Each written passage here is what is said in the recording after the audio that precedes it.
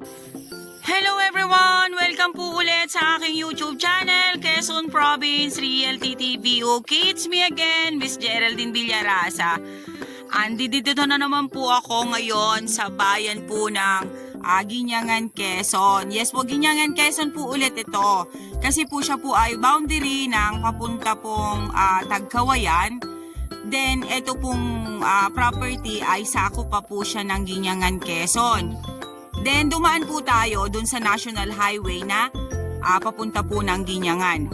Mula po doon sa National Highway hanggang dito po sa kinatatayuan kong to sa property ay nasa 2 kilometers po ang layo niya. Then, rough and cemented road po siya. Ano po?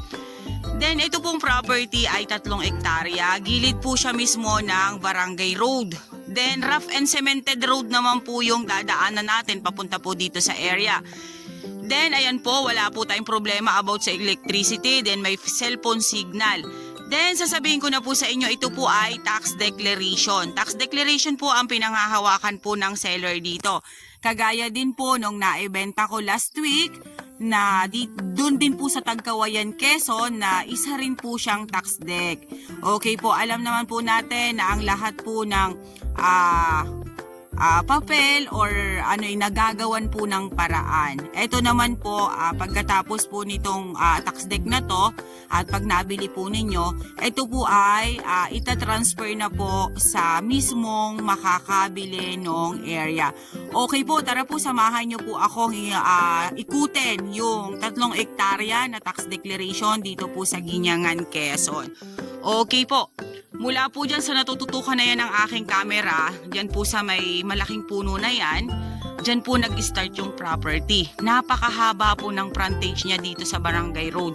Nasa 250 meters po ang kanyang frontage dito sa kalsada. Ayan, napakarami po niyang nyug.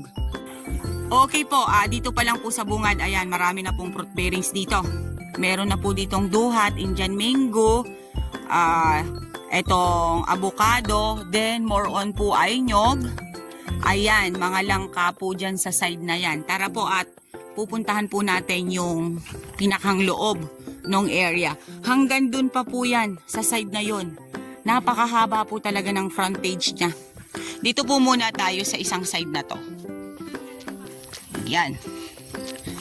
Medyo po siya paslant ng konti dito. Ayan po, ay patalibis siya dito sa mula po sa Barangay Road. Ano po?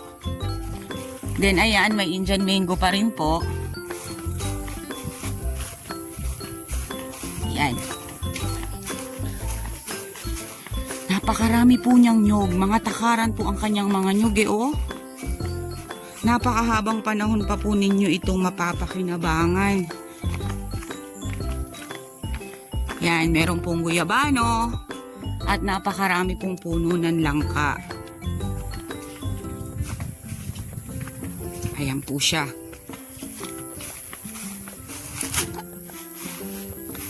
Muntik na naman pong madulas. Ayan. Yan po, talibis po dito sa side na to. Yan po, lumusong po yan dyan ng konti. Then ayan, ang mga nyog, napakarami po niyang nyog. Sabi nga po ng seller, ito po ay punong-puno po ng produkto. Then, ayon, may sampalok po dun sa kabilang side na yon. Then, ito po ay dito naman sa kabilang side. Napakarami po niyang nyog, promise. Swerte po nang makakakuha nito. Ayan po. Ayan, pero po yung bakang yan, hindi po siya kasama sa bilihan. Nakitali lang po siya dyan. Yan. Ito pong dinadaanan kong to. Ito pong side na yan. Pantayin po siya. Yan. Napakaganda po nung area. Ako naman po yung klase ng vlogger na sasabihin ko po sa inyo kung ano po yung nakikita ko. Kung makita ko po na yan ay rolling, sasabihin ko po na rolling. Kung yan po ay nakita kong pangit, sasabihin ko po na talaga'y pangit.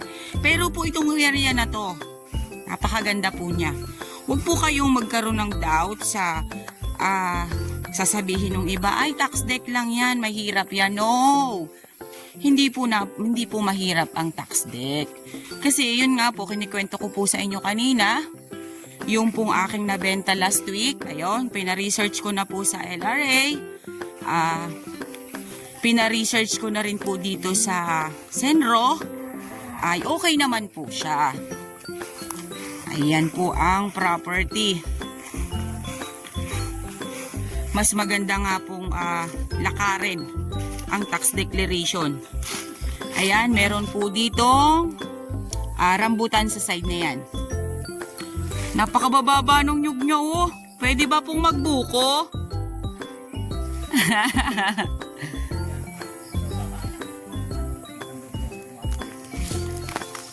Yan, medyo lang po marungis dito sa side na to. Ano po? Pero, kita naman po na productive talaga siya. Ayan, palusong pa rin po tayo. Patalibis pa rin po tayo. Madalas ko pong binabanggit sa inyo na maganda po ang property na patalibis. Kasi, once na kayo ay nagtanim ng halaman, ng mga gulay o ano, ay pag umulan po, ay hindi po maiistakan ng tubig. Babagsak po ang tubig sa baba, then hindi po mabubulok yung inyong mga pananim. Ayan, meron po ditong, ayan, may isa pong puno ng lansones. At saka ito pong side na to ay langka. Okay po, ito naman po yung pinakang worst na bababain ko. Kahit po maulan, kahit po madulas, ay bababain ko po siya. Para makita ko kung ano po ang nandoon sa ibaba. Ayan po, oh. Gusto ko pong makita kung may sapa po talaga dito sa loob. Ayan, ate, ano ito? Pumelo? Lokban. Yan pong side na yan ay lokban. Then, ayan po, medyo lang po talaga siya, madamo. Ano po? Pero pag ito po nalinisan, napakaganda po ng area na to. Ayan. Dito na lang po ako kasi baka mamaya ako po ay sumemplang. Ako pa naman po ay lampa. Ayan. Ito po yung rambutan sa side na yan. Okay po, dito naman po ako sa kabilang pisngi. Ano po? Ayan. Dito po ay medyo po palusong din ng konti. Konti lang naman po. Yan pa rin po ang property. Napakabababa po ng nyog. Napakatagal nyo pa pong mapapakinabangan ang mga nyog dito. Yan, ito po. May rambutan pa rin po sa side na to. Then, ayun, rambutan pa rin po sa side na yon. Then, ito po ay dalandan. Daranghita, kung tawagin po dito sa Quezon.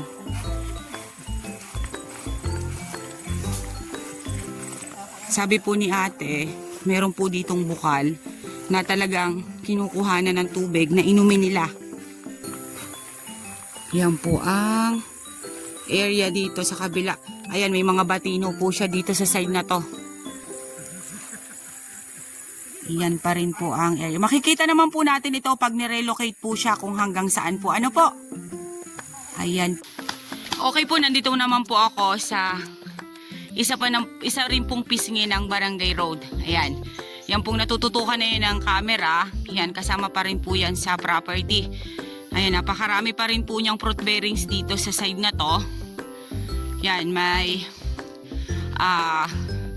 Diyos ko, papasensya na po at talagang hinihinga lang inyong lingkod. Ayan, langka. Then, rambutan. Yan po yung nandiyan dyan sa side na yan. Then, ito po ay avocado at Indian mango. Yan. Then, ang mga nyug po niya is takaran pa rin. Ayan po siya, oh. Napakatagal nyo pa po itong mapapakinabangan. Ayan po ang property. Ang kagandahan po kasi nito dahil gilid po mismo siya ng Barangay Road at ang haba pa po talaga ng frontage niya.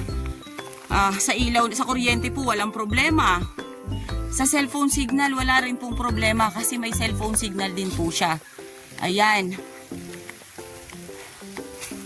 Yan po ang property. Okay po, yan pa rin po siya. Then, diretso pa po yan doon. Kasi nga po ay 250 meters po ang frontage niya dito sa Barangay Road. Ayan, makikita po ninyo, nilinisan po nila. Malamang po ito ay kakainginin ng may-ari. Kaya po ganyan siya.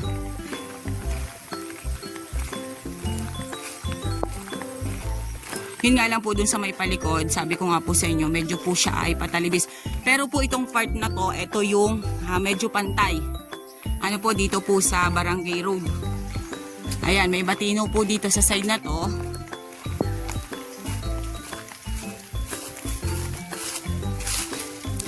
Then ayan po.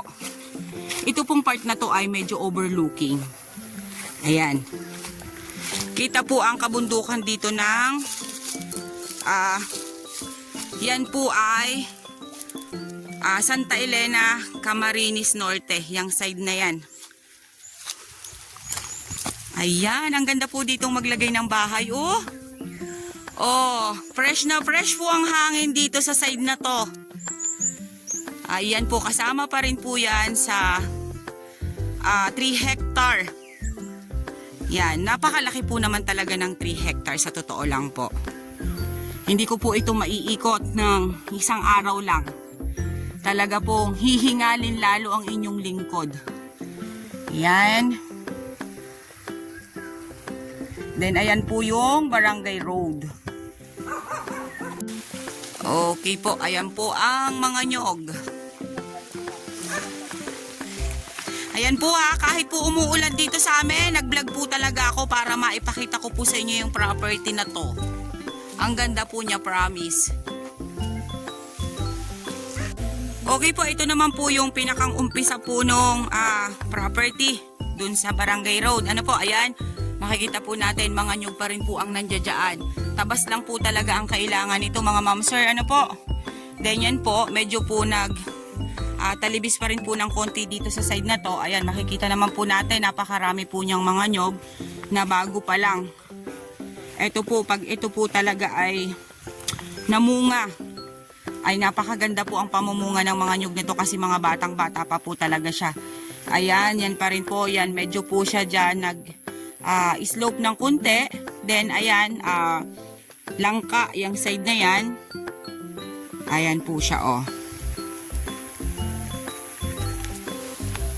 Okay po, bukas ipapacheck ko po ito sa DENR yung po kanyang tax declaration.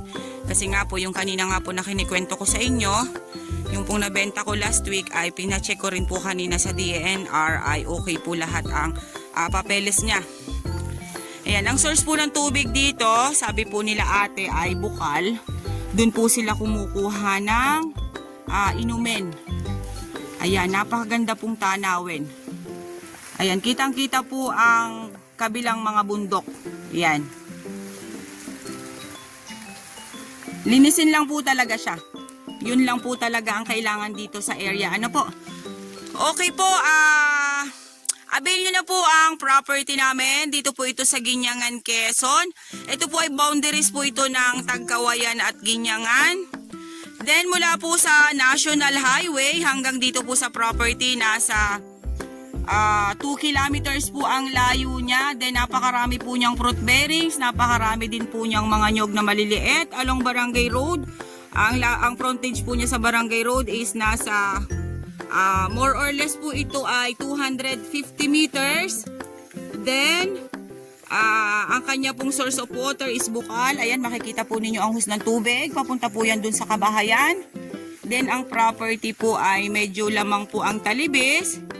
Pero yun nga po, ang kagandahan nga po na sinasabi ko sa inyo kasi napakahaba po ng frontage dito sa Barangay Road. Then meron din po siyang cellphone signal, mayroon po siyang electricity. Tax declaration po ang pinangahawakan ng seller. Okay po, once again po ako po ulit ang inyong site locator, si Miss Geraldine Villarasa. Muli po ako maglalambing. Pa-like and share po ng aking mga vlog and pa-subscribe na rin po ng aking YouTube channel, Quezon Province Realty TV. Okay po, thank you for watching!